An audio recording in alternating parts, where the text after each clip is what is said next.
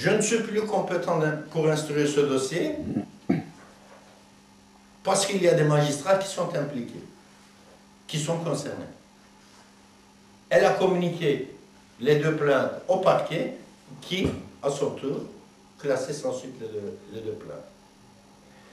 Mais, pour mieux vous faire comprendre comment ces gens réagissent, j'aimerais bien que vous preniez les pages 9, 10, 11 du dossier. Au coin droit, supérieur droit, les pages manuscrites. À la page 9, vous voyez une déposition de partie civile en deux temps, à charge du docteur Roger Pascal. Oui?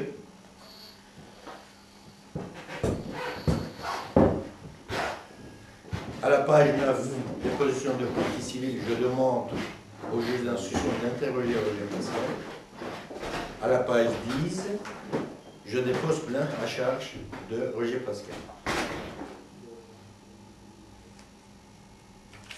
C'est extrêmement important, ça. D'ailleurs, je vais terminer par là.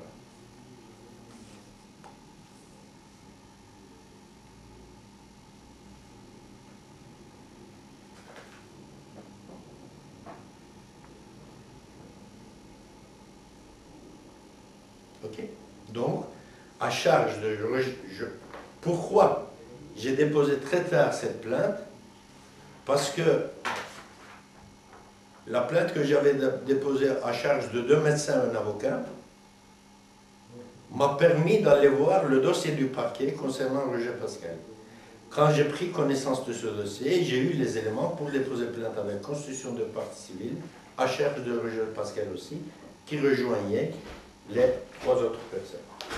Donc, je précise, encore une fois, c'est important, quand vous déposez une partie civile, une plainte avec constitution de partie civile, si plus tard, dans le cadre du même dossier, vous devrez déposer une plainte avec constitution de partie civile à charge de notre personne, vous le faites directement devant le juge d'instruction dans le cadre du même dossier.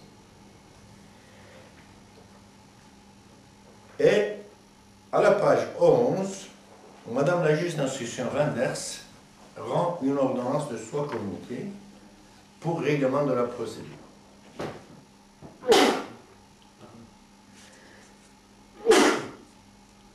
Quand vous analysez les personnes citées dans cette ordonnance de soi communiquée, M. Roger Pascal n'est pas là.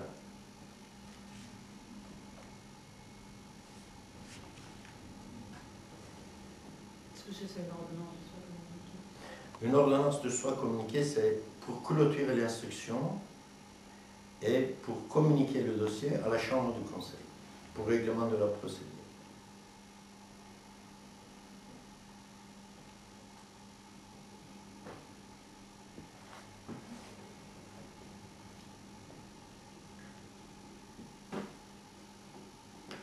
Est-ce que c'est clair jusque-là? Mais une personne à charge de laquelle une plainte avec constitution de partie civile a été déposée n'est pas mentionnée dans l'ordonnance de soi communiquée. C'est-à-dire que Madame la juge d'instruction délivre une ordonnance de non-lieu en faveur de cette personne. Il le soustrait aux juridictions d'instruction. Mais c'est grave.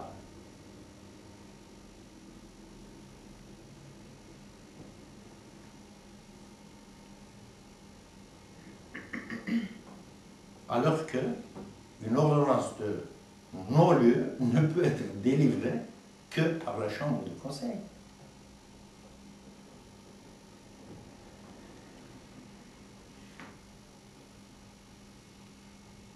Ça, c'est la première chose. Deuxième chose, deuxième question qu'on peut se poser voyant ce document, mais pourquoi tant de magistrats qui seraient concernés par une ordonnance de mise en observation psychiatrique, alors que cette ordonnance, la délivrance de cette ordonnance, est de la compétence du magistrat de garde ce jour-là? C'est tout. Il y a 8 magistrats, dont un qui n'est pas bien identifié, un sieur de taille à mieux identifier.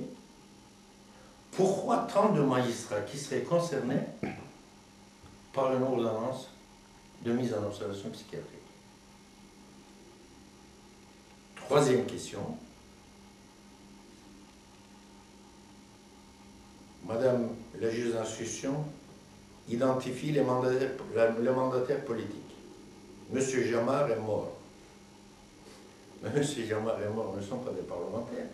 Ce sont des commissaires adjoints de la première division de la police de Liège.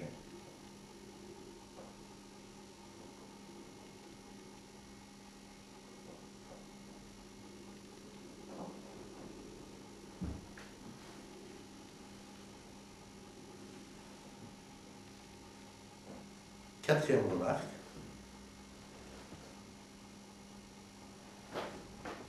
Attendu qu'en ce qui concerne le dossier non notice 21-99-503-01, il y a lieu de le disjoindre et de nous en confier l'instruction. Donc, ils ont d'abord rejoint les deux plaintes et ce dossier n'a fait l'objet d'aucun acte d'instruction. Elle a été communiquée au parquet tel que je l'ai déposé entre les mains du juge d'instruction. Elle demande que ces deux dossiers soient disjoints et la plainte qu'elle n'a jamais voulu instruire lui soit confiée pour instruction. Mais pourquoi, Madame la juge, vous n'avez pas instruit ce dossier depuis 2 ans? Qu'est-ce qu'elle fait?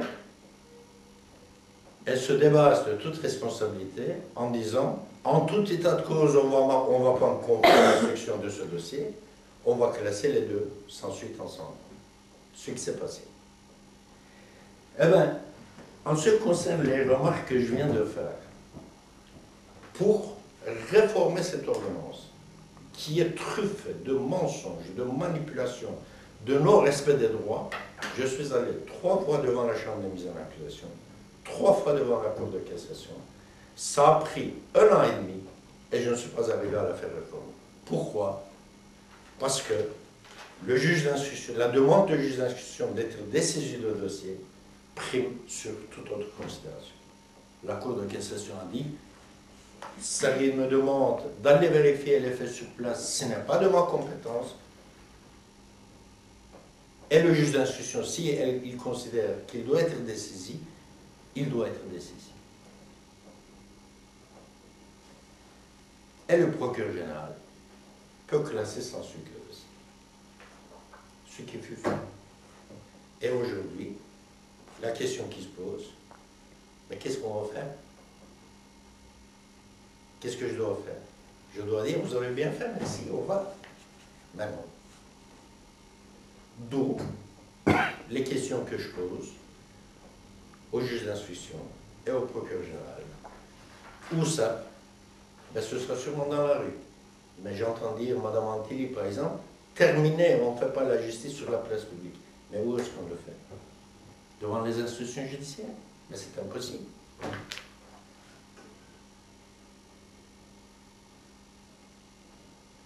Au moment où un juge d'instruction arrive à délivrer une ordonnance de non-lieu à charge de quelqu'un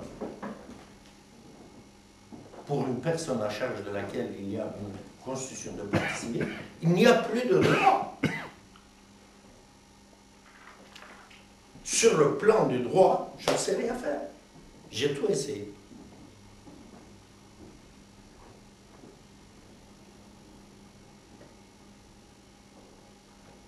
Et on se trouve actuellement dans une impasse où, soit, d'ailleurs depuis le début, j'en étais bien conscient, j'ai poussé toutes ces autorités dans une impasse, et moi en même temps, et nous sommes dans cette impasse maintenant, personne ne sait ce qu'on doit faire.